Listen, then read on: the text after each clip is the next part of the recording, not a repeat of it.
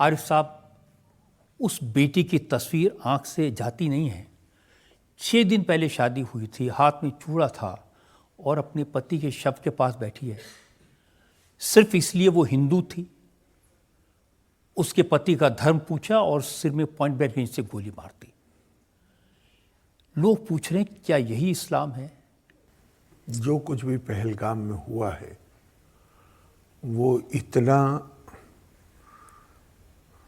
दर्दनाक, तस्वीरें तो हमने देखी ही हैं, लेकिन मैं परसों कानपुर में था, शुभम के घर गया था।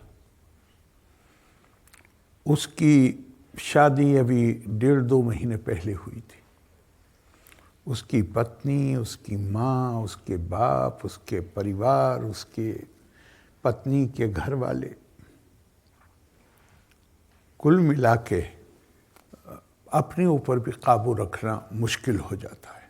इसी तरह से इंदौर के सुशील का नाम आया।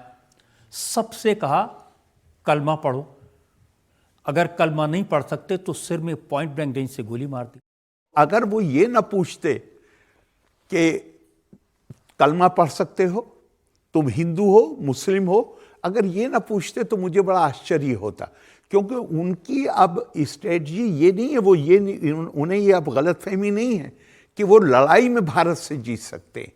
उन्होंने तो ये आतंकवाद उनकी राज्य की नीति का हिस्सा है और आतंकवाद का के उद्देश्यों में है 1000 जख्म लगाना, और उसमें जख्म लगाने की एक बड़ा प्रभावी तरीका यह है कि भारत में किसी तरह आंतरिक डिस्टर्बेंसेस, जहां हम एक दूसरे पे शुबा करने लगें, वो पैदा किए जाएं ताकि भारत अंदर से कमजोर हो। इस्लाम के नाम पे, मजहब के नाम पे उन्होंने मुल्क कायम किया और वो 25 साल भी इकट्ठा नहीं रह सका। तो ये पाकिस्तान का जो नजरिया था, ये उसकी नाकामी थी या रिलीजन की नाकामी थी? मैं एक सवाल अपने आप से पूछता हूं। वहां उन्होंने आधा मुल्क नहीं खोया, 90,000 से ज्यादा पाकिस्तानियों को हम पिंजरों में कैद करके लाए, जिनको शिमला एकॉर्ड के बाद छोड़ा गया। 1988 में जनरल जियाउल हक ने, इनका एक पाकिस्तान में ऑफिसर ट्रेनिंग सेंटर है, वहां पे जो उनके मुख्य जनरल्स थे उनकी मौजूदगी में उसने एक भाषण दिया 1988 में, और उन्होंने कहा कि अब तक जो हम परंपरागत लड़ाई के जरिए जो अपना उद्देश्य हासिल करने की कोशिश करते रहे हैं वो नाकाम हो गया है। अब हमें रणनीति बदलनी पड़ेगी।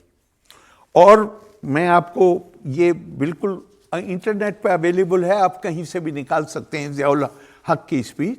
उसने कहा कि हमें अब लड़ाई नहीं लड़नी, हमें अब हिंदुस्तान के ऊपर we have to inflict 1000 wounds, हमें 1000 जगह से हिंदुस्तान को जख्मी करना है ताकि हिंदुस्तान का ब्लीडिंग होके और हिंदुस्तान कमजोर होता चला जाए। इस बार जो हुआ है ना आरिफ साहब, उसने लोगों का दिल तोड़ दिया। इतना दर्द लोगों में है।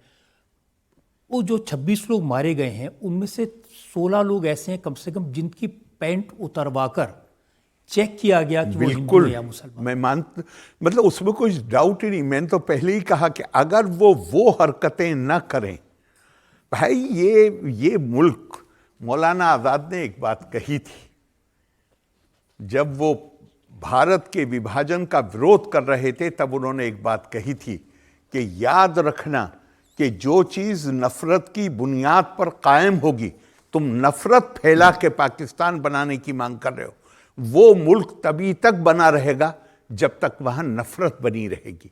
जिस दिन नफरत खत्म हो जाएगी वो मुल्क भी खत्म हो जाएगा। 6 दिन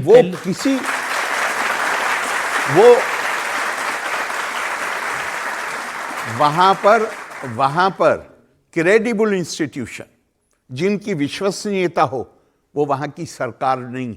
मैं आरोप नहीं लगा रहा हूं, कोई भी आपको ये बात कह देगा, वहां कोई इंस्टीट्यूशन की क्रेडिबिलिटी नहीं आर्मी के अलावा। और आर्मी की विश्वसनीयता, क्रेडिबिलिटी, उनकी प्रीमियम पोजीशन क्यों है?